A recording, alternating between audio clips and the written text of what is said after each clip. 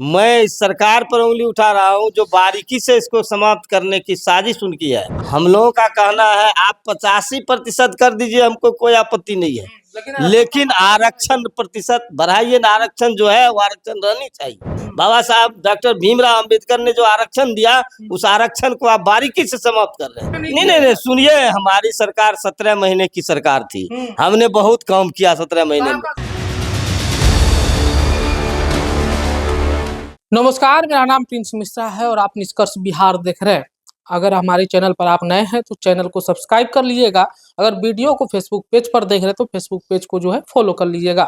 शीतकालीन सत्र का जो है आज तीसरा दिन था। आज जोरदार हंगामा भी हुआ सदन के अंदर, जो कि लगातार तेजस्वी यादव कह रहे हैं कि आरक्षण के मुद्दे को लेकर जो है सरकार जो है बेरुखी अपना रही है। इन्हीं सब तमाम मुद्दों को लेकर जो है भारतीय कम्युनिस्ट पार्टी के विधायक है सूर्यकांत पासवान सर, आप लोग सदन में हंगामा क्यों कर रहे हैं? आप लोगों ने कहा था 65% आरक्षण बढ़ाने का, आप लोग कह रहे हैं 85% आरक्षण दीजिए, क्योंकि पटना हाईकोर्ट ने जो है उसको निरस्त कर दिया 65% को, तो आप 85% को कैसे लागू करवाइएगा?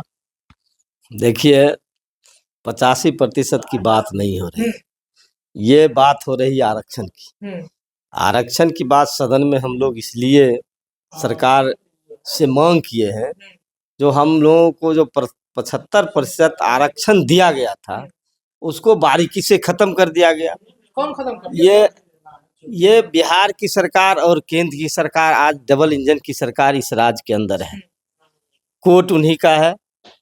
ये संवैधानिक संस्थाओं पे आप क्या कर नहीं आरोप लगा रहे हैं? नहीं, सत्ताधारी का अधिकार नहीं होता है। नहीं नहीं, संवैधानिक पद पर मैं कोर्ट पर उंगली नहीं उठा रहा हूँ। तब फिर मैं इस सरकार पर उंगली उठा रहा हूँ जो बारीकी से इसको समाप्त करने की साजिश उनकी है। आप कह रहे हम हैं कि कोर्ट सत्ताधारी क्या करते हैं? कोर्ट चलाते हैं। नहीं नहीं नहीं, कह रहे हैं सत्ताधारी कोर्ट किसका है? सत्ताधारी लोग का है। सुप्रीम कोर्ट केंद्र सरकार के अंदर है, हाई कोर्ट बिहार सरकार के अंदर है, उनके इशारे पर चल रही है। तो आपको मैं मतलब बता, निष्पक्ष नहीं है सरकार? नहीं नहीं, निष्पक्ष नहीं है। तो हम सवाल तो आप खड़ा कर रहे हैं ना सवाल न्यायालय में। सवाल न्यायालय पर सवाल खड़ा कैसे कर रहे हैं? हम सवाल खड़ा करें सरकार पर। सरकार क्यों नहीं अभी तक सुप्रीम कोर्ट गई? मैं पूछना चाहता हूं बिहार की सरकार से।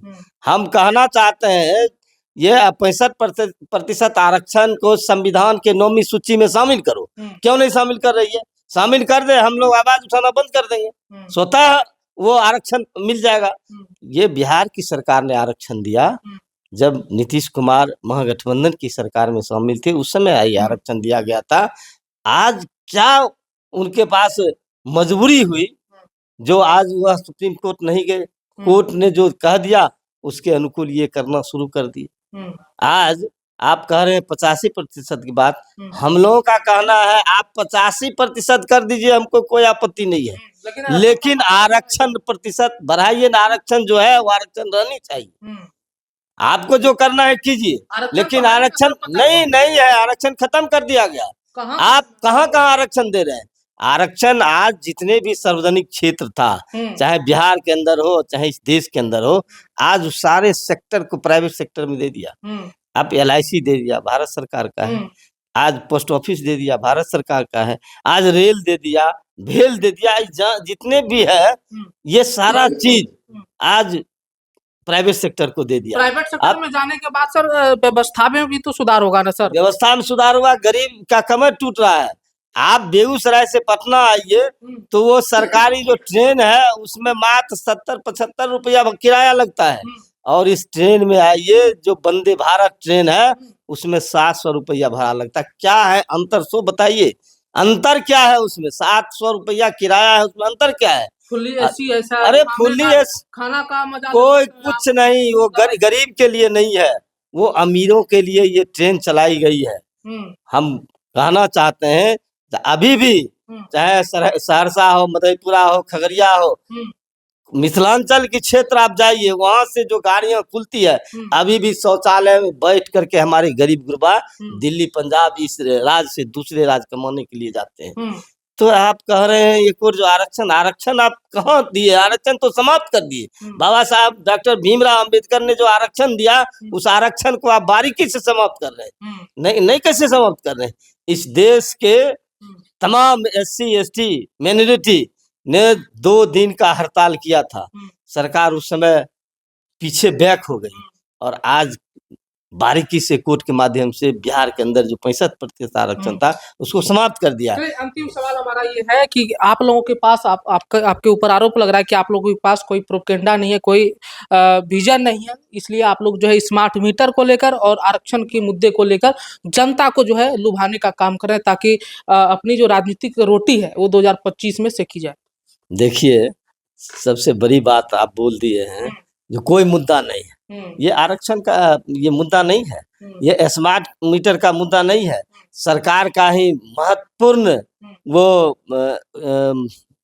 ये जीविका दीदी, आशा, आंगनबाड़ी या ममता दीदी, नहीं सुनिए करोड़ों करोड़ का फंड आप जीविका दीदी के कार्यालय में जाकर देखिए, कल बहुत बड़ा आंदोलन उन्होंने किया है, उनको सम्मान नहीं मिलता है, सम्मानजनक मानदेय नहीं मिलता है, सरकार से वो डिमांड कर रही है और हम लोग भी उनके आंदोलन के साथ हैं, महागठबंधन के लोग उनके आंदोलन के साथ हैं। नहीं, जीविका दीदी पर हमारे लोग लाठी नहीं चलवाए, लाठी ये लोग चलवा रहे हैं, लाठी ये लोग चलवा रहे हैं। हमारा कहना है ये तमाम जितने भी लोग हैं, चाहे वो जीविका दीदी हो, आशा कर्मी हो या आंगनबाड़ी सेविका हो, ममता दीदी हो, तमाम लोगों को 25,000 वेतन कम से कम सरकार दे। आपकी सरकार थी तो कहे नहीं, सुनिए, हमारी सरकार 17 महीने की सरकार थी, हमने बहुत काम किया 17 महीने में, ये 17 महीना बनाम 17 साल आप जोड़ के देखिए क्या किया बिहार के अंदर, जितने भी कल्याणकारी योजना था तमाम समाप्त कर दिया। सुनिए, समाप्त कर दिया। आज कबीर अंतोष्टि मरता था, सरकार ने घोषणा किया था और दे भी रहा था, जब 3,000 रुपया कफन के लिए देंगे, आज ऑनलाइन कर दिया। मरेगा आज ऑनलाइन करेगा तो 8 दिन से लेकर 15 दिन में उसको पैसा मिलेगा। आज मातृत्व लाभ खत्म कर दिया, आज मातृत्व लाभ है, ये सरकार का योजना था, ये समाप्त हो गया। आज वृद्धा पेंशन के जितने भी हमारे पेंशन भोगी हैं, दूसरे राज्य में 2,000 से 5,000 तक दिया जाता है।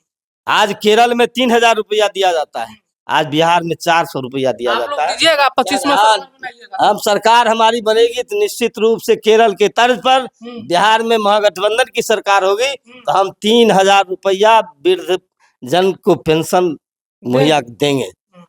ये थे हमारे साथ जो भारतीय कम्युनिस्ट पार्टी के विधायक दल के नेता, और ऐसे ही तमाम खबरों के लिए हमारे साथ बने रहिए, देखते रहिए निष्कर्ष बिहार। तब तक के लिए धन्यवाद।